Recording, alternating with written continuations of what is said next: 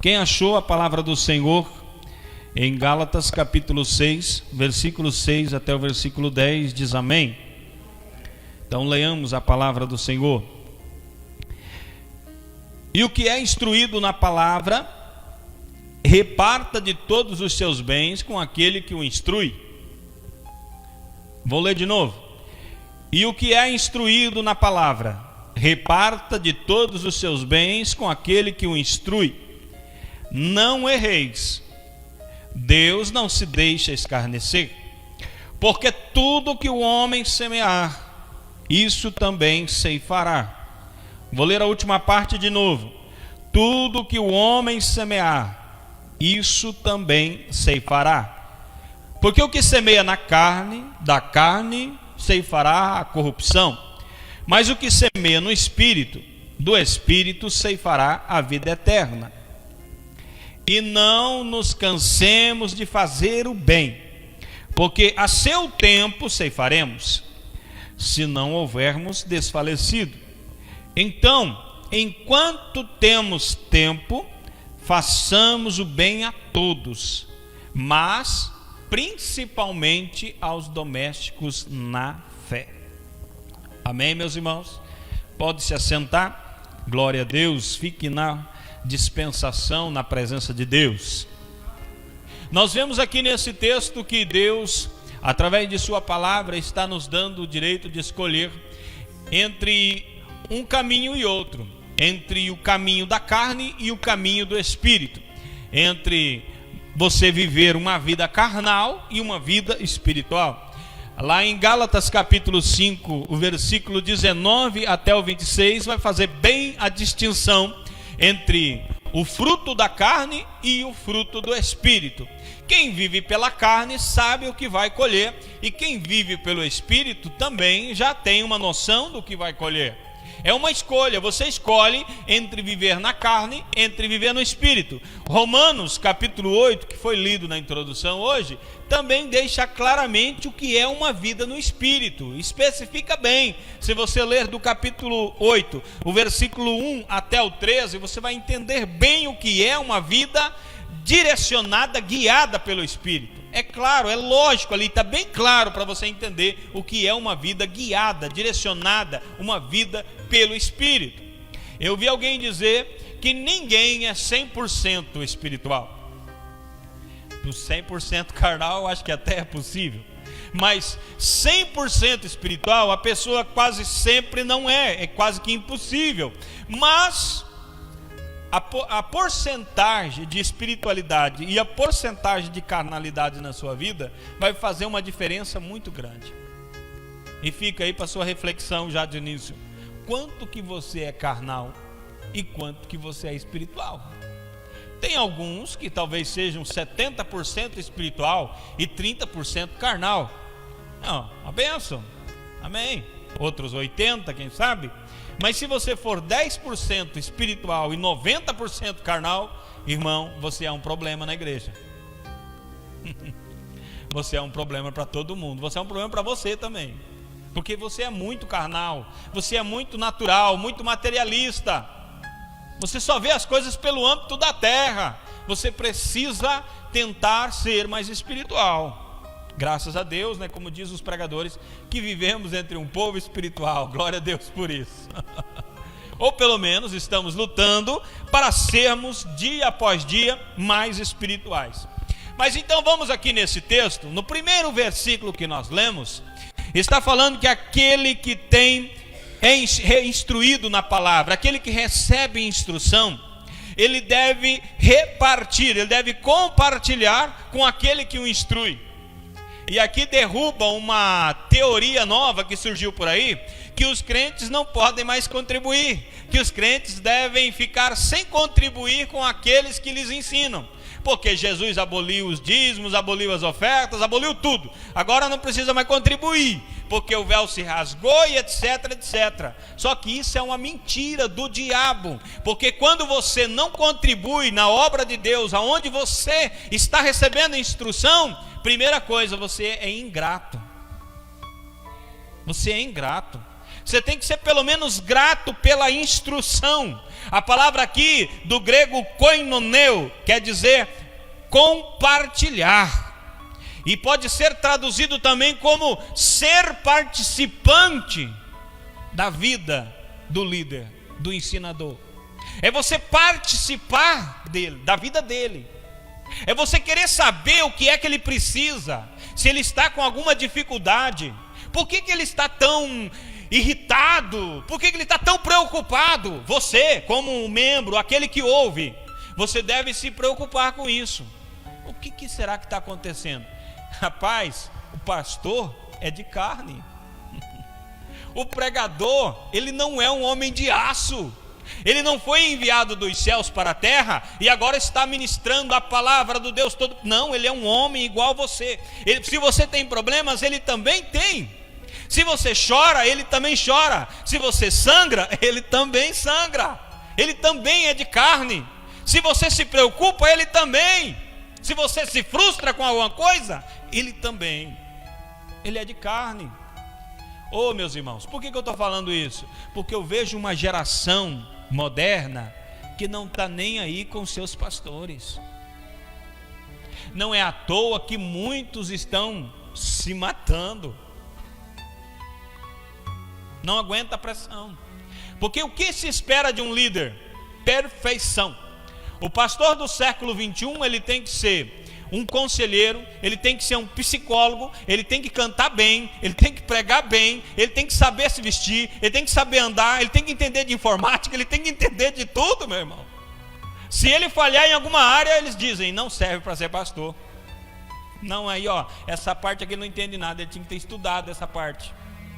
Não, meu irmão, cuidado, você está ferindo. Ele não é perfeito, ele é de carne e ele também tem problemas. E a Bíblia tem várias referências que nos diz para nós conhecermos a situação dos nossos obreiros, dos nossos líderes e ajudá-los, tentar conhecer o que eles estão passando para ajudá-los também.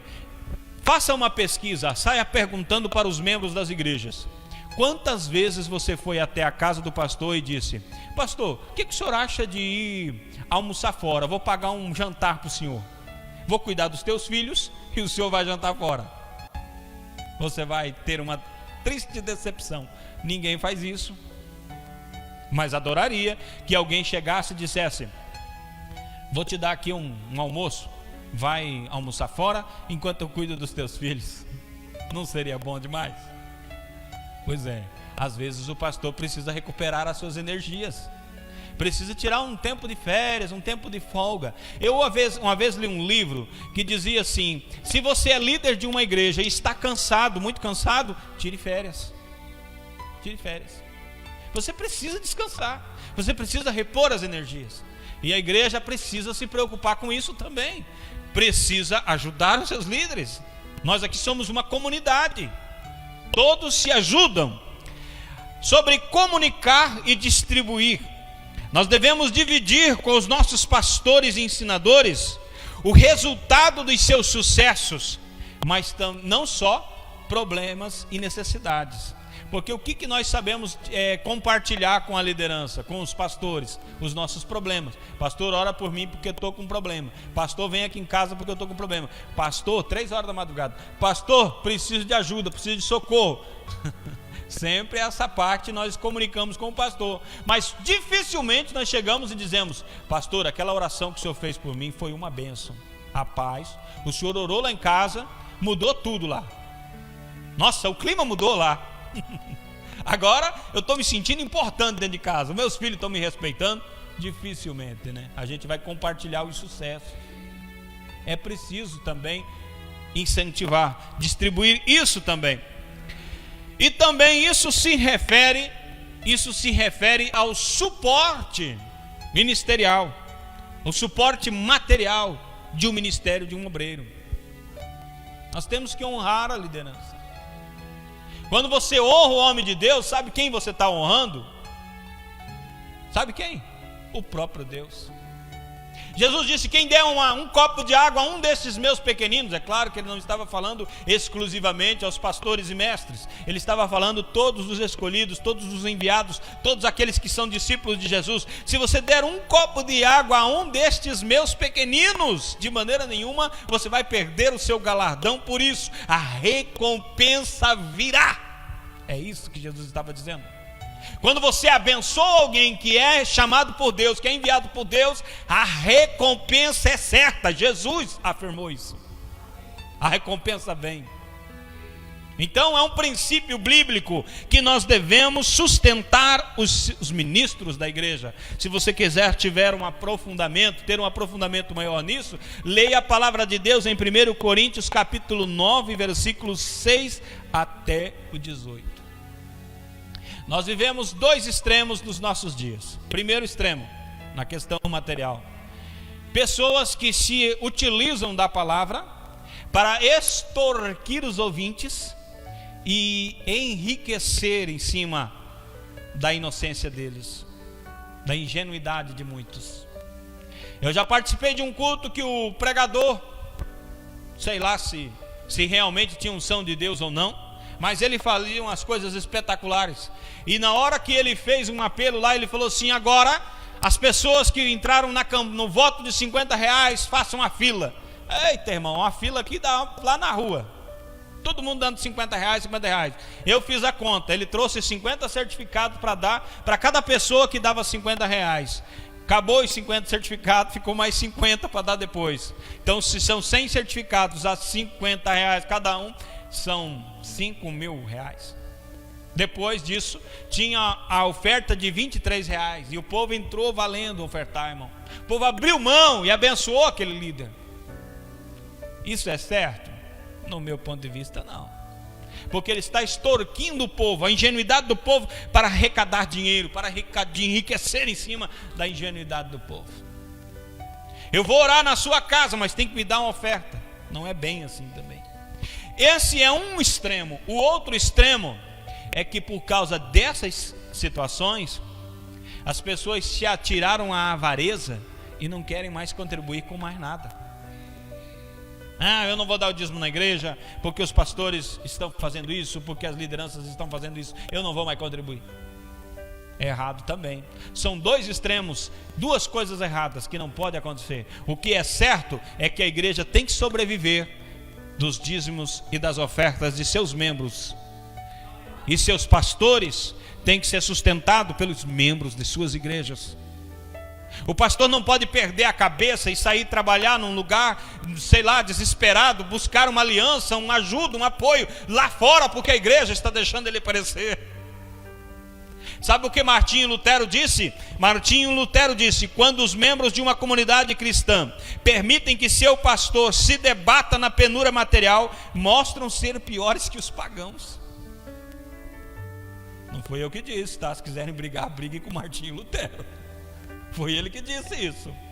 Que quando o pastor fica que nem um doido correndo atrás de sustento da família, e os membros estão dizendo: trabalha mesmo, pastor, e traga pão para nós, trabalha, pastor, ele está pior do que o pagão. Nós temos que ter uma vida mais condizente com a palavra. Tudo que você fizer para Deus, Deus não vai ficar devendo.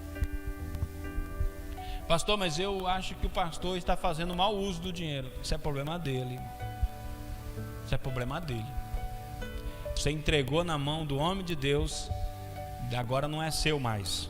Nesse último congresso de missões que eu tive lá, eu ofertei uns livros para, na hora da oferta missionária, eu ofertei 11 livros para a obra missionária. Coloquei em cima do altar, e daí um obreiro que estava ali falou para mim assim: irmão, eu vou dar a oferta, mas eu não vou querer o livro, tá? Eu falei: não tem problema, irmão, o livro ali tá para quem quer. Aí ele deu a oferta, mas não pegou o livro. Mas daí passou um tempo, depois da oferta, ele disse assim: irmão, eu acho que eu vou pegar o livro e vou abençoar um obreiro que está sentado aqui em cima. Eu falei: irmão, não é mais comigo, isso aí agora é com Deus e com o pastor da igreja, porque eu já doei o livro, não é mais meu. Se o senhor acha certo pegar o livro e passar para alguém, pode pegar, tem 2 ali ainda. Porque a partir do momento que você oferta, já não é mais seu. A partir do momento que você dizima, já não é mais seu. Alguém comparou o dízimo como uma bomba relógio. Está na sua mão, pode explodir a qualquer hora. Você entregou, já não é mais problema seu, já não vai explodir na sua mão. É uma comparação bem ruim, né? Mas alguém comparou assim. O que é de Deus, não é seu. Tem gente que diz que paga o dízimo, na verdade a gente só devolve. Deus ainda dá o direito de nos dar 90% da nossa renda. Que bênção, né? Glória a Deus. Mas eu não vim aqui só para falar de dízimo, né? A lei da semeadura, meu irmão, ela é infalível e imutável. Você nunca vai plantar uma coisa e colher outra. Se você planta arroz, é arroz que você vai colher. Se você plantar soja, é soja. Você não planta soja e colhe algodão. Você não planta algodão e colhe trigo. Não é possível. A semente que você planta é o que você colhe. Não tem jeito. Por que eu estou falando isso? Porque tem gente que planta na carne e quer colher no espírito. Não é coisa de doido? Tem gente que é tão tolo que pensa, se eu plantar na carne, eu vou colher no espírito. Não, você não vai. Se você planta carne, você vai colher corrupção, a própria Bíblia disse. Mas da mesma maneira, é tolice uma pessoa que planta as coisas no espírito pensar que vai sofrer colhendo coisas da carne. Quem planta no espírito tem uma certeza, vai colher vida eterna. Quem planta no espírito tem uma certeza, vai colher vida eterna. Mesmo que o diabo grite aos seus ouvidos dizendo, você não vai colher nada, isso não vai produzir nada, no final você vai colher a vida eterna. Isto é uma segurança que todo cristão tem. Quem planta no espírito colhe vida eterna, vida para sempre. E as lavouras, as colheitas, elas só acontecem depois que você planta. Tipo, você adquirir um terreno, preparar a terra e sentar-se na frente e ficar esperando. Logo vai nascer. Eu sinto muito, mas você vai perder muito tempo ali na frente. Não vai nascer nada, porque você não plantou. Para que nasça, você precisa semear. Você precisa semear. E para semear, você precisa se movimentar. Você precisa tomar uma atitude, você precisa fazer, você precisa ir. Sabe quem tem resposta de oração? Quem ora. Sabe quem tem galardão para receber? Quem faz a obra. Quem trabalha. Essas pessoas têm. Mas se eu fico aqui sentado, deitado numa rede, como diz o irmão, eu quero trabalhar para meu Senhor, deitado na rede, que galardão, que colheita eu vou ter se eu não fiz nada? Às vezes é difícil plantar, porque às vezes parece que o vento é contrário, parece que a chuva não vem, parece que tudo é complicado. Mas se você plantar, corre o risco de colher. Se você não plantar, você não vai colher. Há um versículo na Bíblia que diz que quem olha o vento nunca semeia. Se você ficar olhando, mas o tempo é muito difícil, porque as pessoas hoje já não são como eram antigamente, os crentes de hoje não são crentes como eram mais há um tempo atrás, e não plantar, não fazer a obra, você não vai colher, porque os tempos vão mudar de novo, daqui uns dias vai estar pior o vento. Não fica olhando o vento, semeia a boa semente e a recompensa virá, a colheita virá, a colheita é certa, a planta que você colhe. Aleluia. A Bíblia diz em Jó, capítulo 4 e versículo de número 8, que os homens colherão o que eles plantarem e serão responsáveis pelos seus próprios destinos. Aleluia. Provérbios 11:18 diz assim: o ímpio faz obra falsa, mas para o que semeia justiça haverá galardão fiel. Para o que semeia a justiça, haverá galardão fiel. A Bíblia também diz em 2 Coríntios 9:6 que os que semeia pouco, colhe pouco, e o que semeia bastante, colhe bastante. Eu me lembro quando eu era criança, eu plantei uma cabeça de alho, colhi uma trança de alho. Mas o meu pai plantou muitas cabeças de alho, então ele colheu muitas tranças de alho. Se você faz a obra de Deus meia hora por dia, você terá o galardão de meia hora por dia. Mas se você dedicou a sua vida ao Evangelho, você terá o galardão de uma vida dedicada ao Evangelho. Algumas pessoas entregaram a vida para Jesus, e a partir do momento que aceitaram a Jesus, elas se dispuseram completamente à obra de Deus, ofertaram o que podiam, e fizeram, e pregaram, evangelizaram, e cantaram sem saber cantar, e pregaram sem saber, e ganharam muitas almas para Jesus, e elas receberão galardão por isso. E outras não, outras aceitaram a Jesus, ficaram por ali. Não, eu tenho que me preparar, eu tenho que ficar capaz nisso, eu tenho que aprender a cantar para depois cantar, eu tenho que aprender a pregar para depois pregar, eu não vou falar com coisa que eu não sei, e assim por diante. Foi o tempo passando e ela nada fez.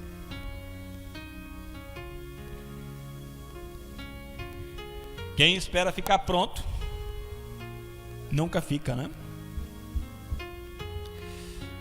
Semear no Espírito gera crescimento espiritual.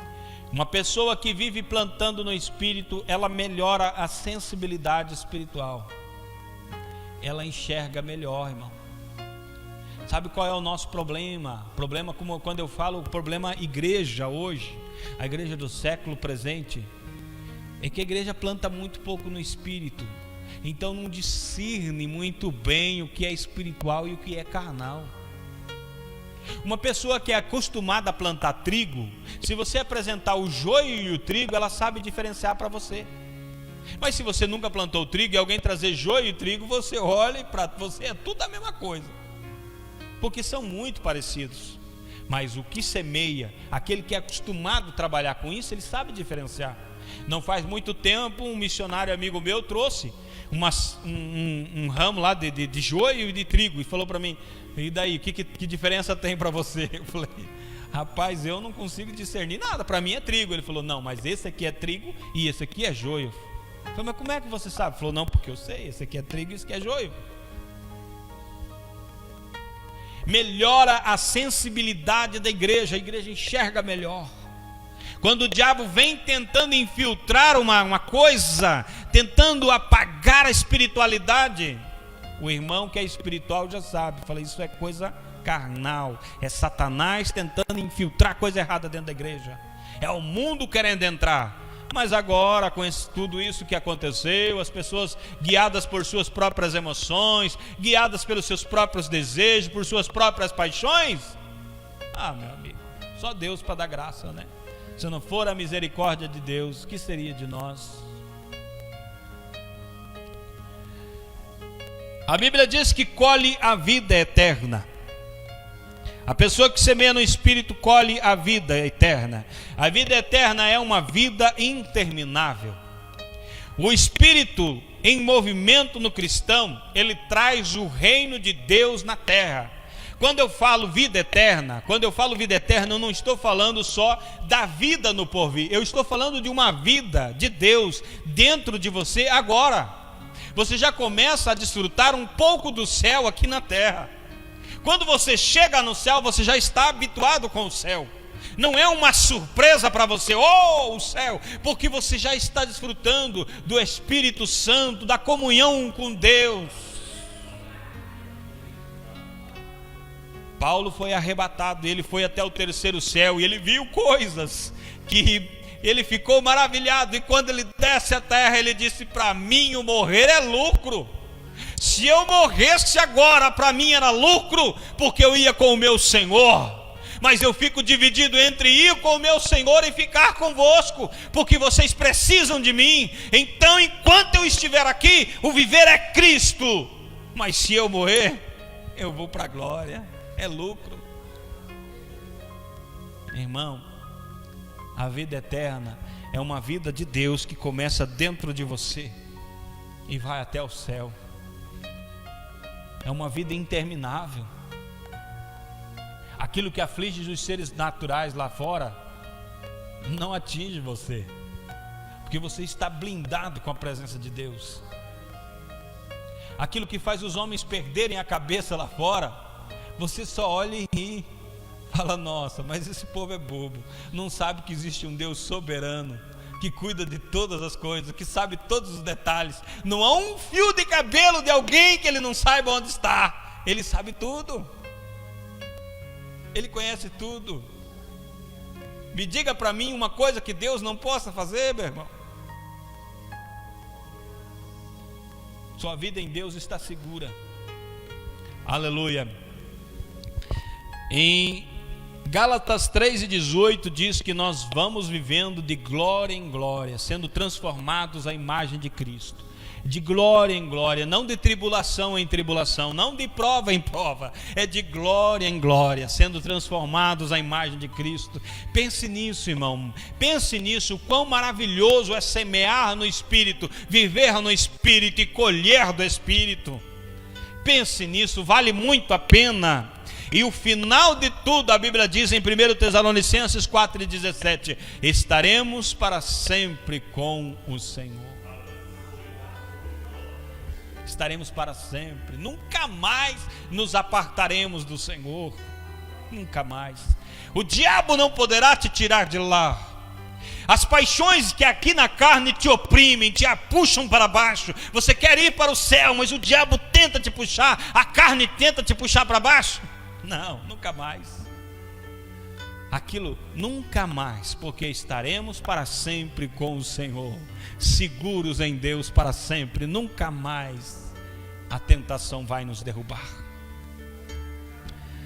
Mas é interessante que a Bíblia diz aqui no texto em que nós lemos que nós devemos fazer o bem a todos, e depois ele chega e diz que nós não devemos nos cansar de fazer o bem. É possível que alguém se canse de fazer o bem? É possível que alguém que fazia o bem de repente se cansa e não quer mais fazer o bem? É claro que é, porque se isso não fosse verdade, o apóstolo não teria falado isso.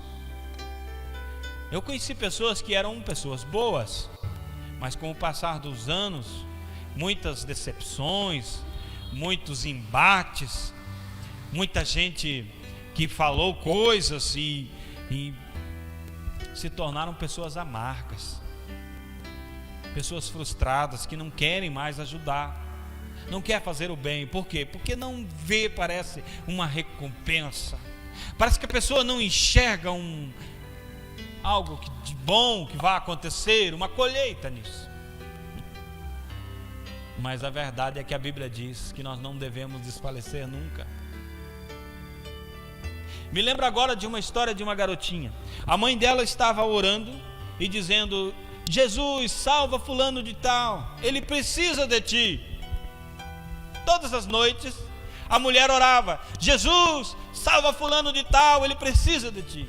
Depois de muito tempo orando por aquela pessoa, e a pessoa não mudou, não fez nada, não houve nenhuma transformação, a mulher parou de orar.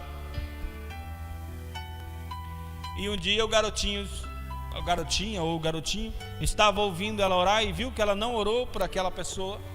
E quando ela levantou da oração, ela disse: mãe, por que você parou de orar por aquele moço? A mãe ficou meio apreensiva para responder, mas disse: eu cansei de orar e não ver resultado, então eu desisti. A garotinha disse: será que Deus também se cansou?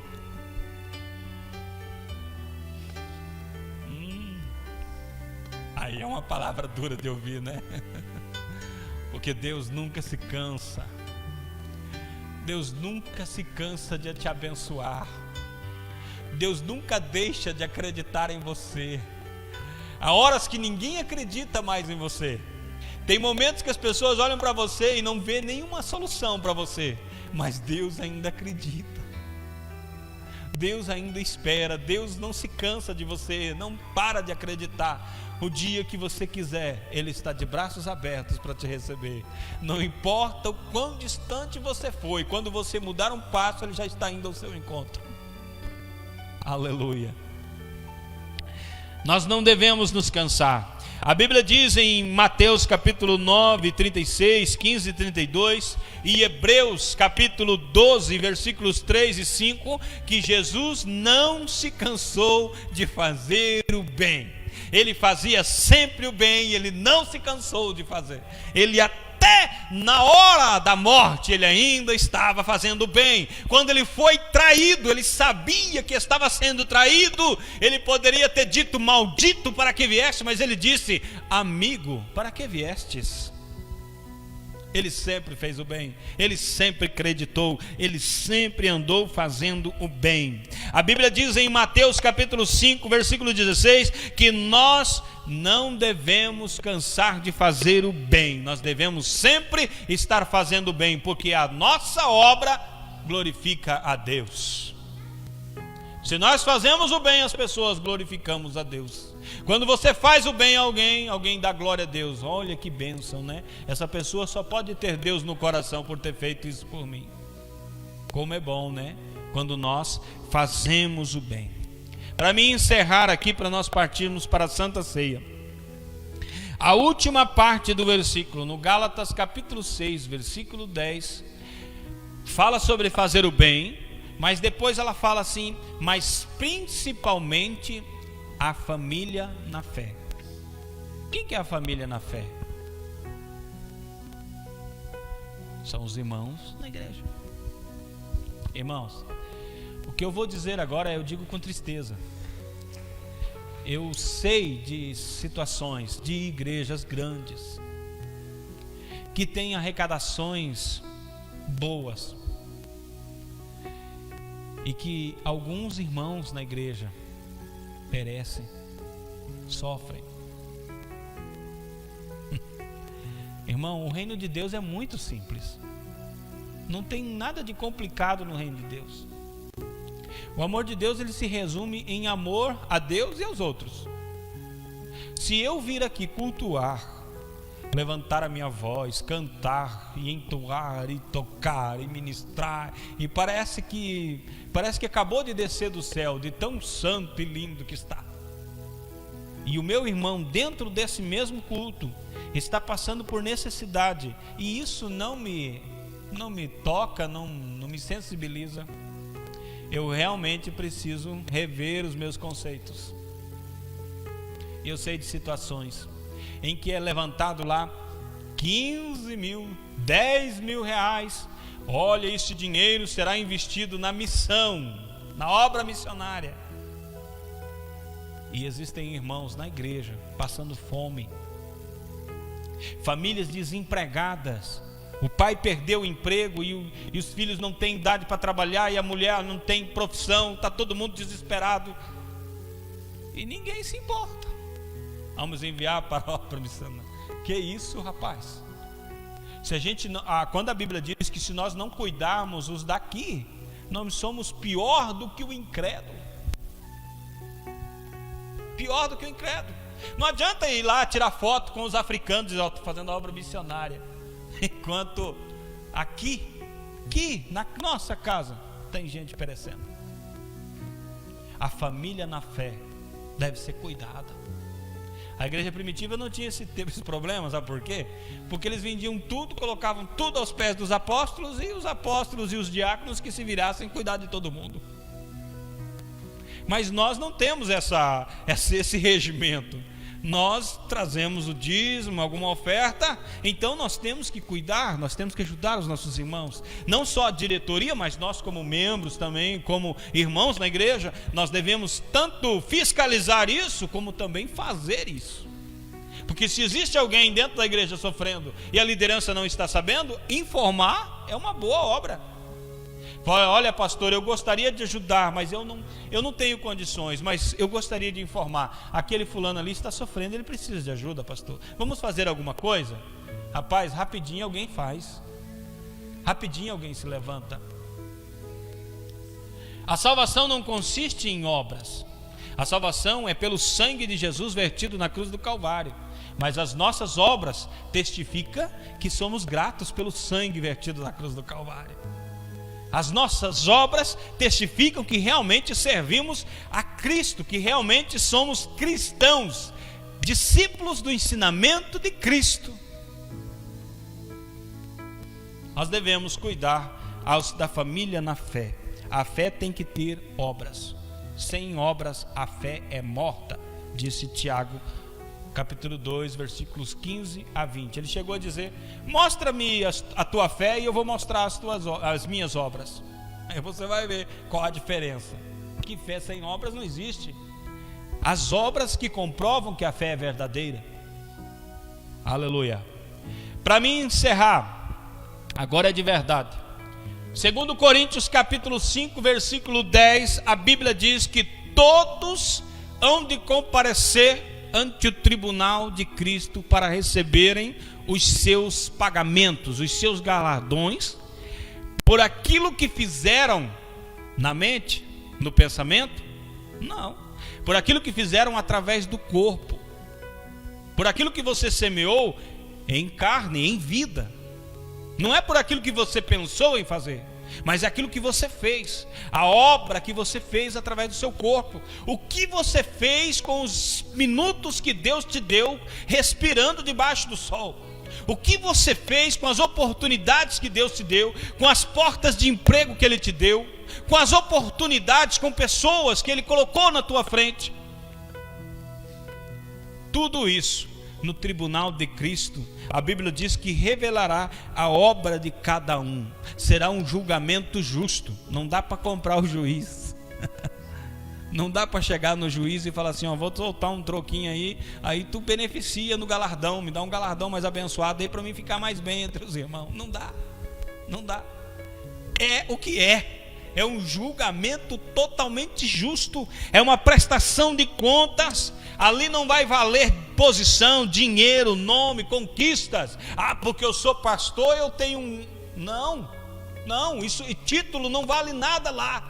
O que vale é o que você fez através do corpo. Se como pastor, título de pastor, apóstolo, o que for, você não fez nada, você não vai receber nada. Se tudo o que você fez foi para ganhar honra dos homens, para receber aplauso dos homens, para receber dinheiro dos homens, para ser famoso no mundo dos homens, você não terá nada, a sua obra se queimará.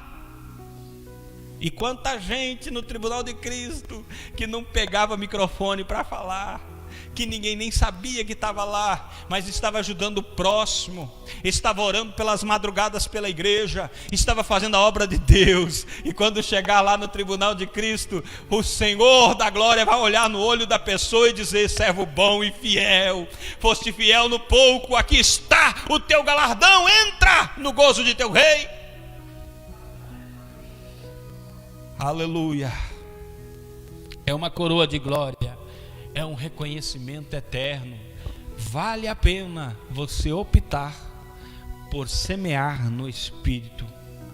Vale a pena, vale a pena. Você realmente será muito abençoado. A recompensa é certa, é uma boa colheita, é uma colheita infalível. Glória a Deus por isso. Vamos se colocar de pé para nós orarmos.